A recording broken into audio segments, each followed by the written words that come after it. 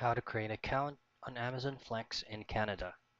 Now, if you're currently using your browser, you can go ahead and visit flex.amazon.ca, which will take you out to Amazon Flex Canada's official site. If you would also like to download the Amazon Flex via the application, then by there you just have to turn on or allow all the navigations or the locations that the application is asking for you to be able to complete the process on creating an account. In here, all you have to do is just go ahead and head directly to their official site. So the first option is to reserve a block, make deliveries, get paid, and enjoy the life, and repeat.